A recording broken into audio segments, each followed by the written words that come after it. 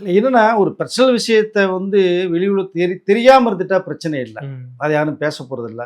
ஒருத்தருடைய காதுக்கும், பார்வைக்கும் வரும்போது கண்டிப்பா அது சம்மந்தமான எடுத்து பேசுற வாய்ப்புகள் தான் நெறையா வரும். ஏன்னா ராஷ்மிகா வந்து சாதாரண ஆள் கிடையாது. நேஷனல் கிரஷ் அப்படிங்கிற அந்த அந்த பட்டத்த சுமந்துட்டு இருக்காங்க.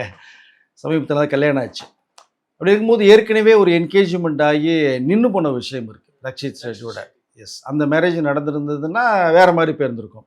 அல்ல அது சம்மந்தப்பட்ட சில விஷயங்கள்லாம் வந்திருக்கு. இப்போ அவரு கொஞ்சம் எமோஷனல் ஆகுறாங்க. அ தனிநபர போட்டு நீங்க இப்படி பிரஷர் குடுத்து பேசுறது அவ்வளோ சரியில்ல. நீ சொன்னது மாரி சைபர் கிரைம்ல வந்து கம்ப்ளைண்ட் குடுத்தாங்கன்னா, ஆட்டோமேட்டிக்கா ஒரு ஆக்ஷன் எடுத்து, அந்த வீடியோ நீக்குறதுக்கு அதுக்கு ஒரு ஸ்டெப் எடுப்பாங்க. பட் இங்க வந்து இவங்க 24 ஹவர்ஸ்க்குள்ள எதுலயோ வந்து நீங்க எடுக்கலன்னா, அவங்க மேல கேஸ் போடுவோம் அப்படிங்கிற மாரி ஒரு தகவலும் பேசப்பட்டது ஒண்ணு இருக்கு. பட் அது என்ன மேட்டர் ஏதுங்கிறத வந்து ராஷ்மிகா வந்து கொஞ்சம் பேசி டீட்டெயிலா சொல்லிட்டு பண்ணாங்கன்னா சிறப்பாக இருக்கும். பட் பார்க்கலாம். நீங்க வந்து ஏன்னா, நீங்க ஒரு ஒரு ஆக்டர்ஸ், ஒரு அரசியல்வாதி இப்படிலாம் நீங்க வந்துட்டீங்கன்னா, பப்ளிக் பொது சேவை மாரி தான் போயிடும் உங்களுக்கு. அப்ப நீங்க செய்ற நல்ல விஷயங்கள கண்டிப்பா எடுத்து பாராட்டுவாங்க, பேசுறாங்க.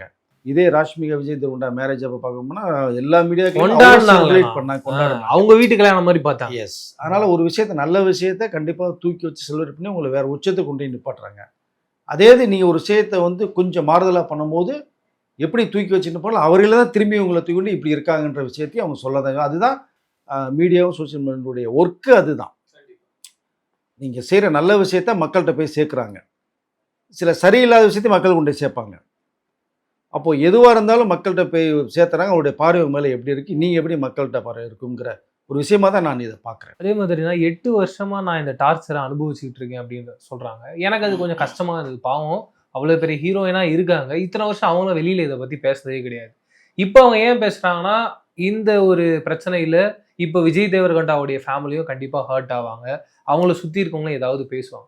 அதன் காரணமா தான் இப்படி ஒரு போஸ்ட் போட்டுருக்காங்களான்ற ஒரு கேள்வியும் நமக்கு வருது. நீங்க இத எப்படி இல்ல ஆமா அது கரெக்ட் தானே. ஏன்னா ஒருத்தருடைய லைஃப் வந்து வேற கட்டத்துக்கு போம்போது, திரும்பி அத வந்து பழைய விஷயங்கள சில கிளறி வெளியிழுத்து கொண்டு வரன்றது அவ்வளோ சரியில்லாத ஒரு விஷயம். ஏன்னா அவங்களோட லைஃப் மிகப்பெரிய கேள்விக்குறியாகும். இப்ப ஏற்கனவே ரஷீத்தோட என்கேஜ்மெண்ட் வரைக்கும் போயிட்டு வந்தது காரணம்னா, ராஷ்மிகா நடிக்கக்கூடாது.